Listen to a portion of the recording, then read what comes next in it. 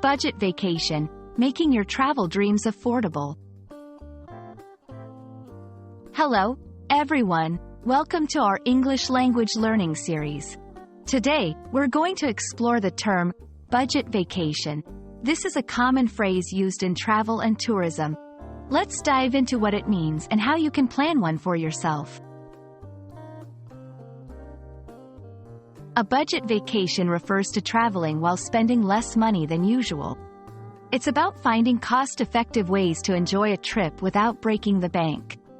This includes cheaper accommodation, affordable dining options, and inexpensive or free activities. It's not about compromising the quality of your trip, but being smart about your expenses. Step 1. Setting a budget. Start by deciding how much you want to spend. This includes all costs: travel, accommodation, food, activities, and emergencies. A clear budget helps you make informed decisions. Step 2. Choosing a destination. Some places are more affordable than others. Research destinations that offer good value for money.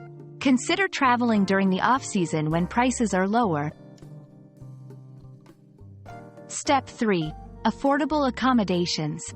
Look for budget-friendly options like hostels, budget hotels, or vacation rentals.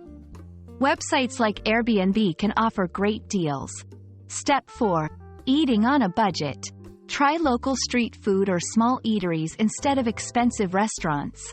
Cooking your own meals can also save money. Step 5. Free and cheap activities. Explore free attractions like parks, museums with no entry fee, or historical sites. Walking tours are a great way to see a city without spending much. Book in advance to get the best deals, especially for flights and accommodation. Use public transportation instead of taxis.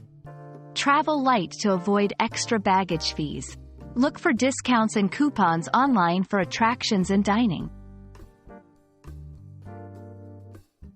We hope this video helps you understand and plan your own budget vacation.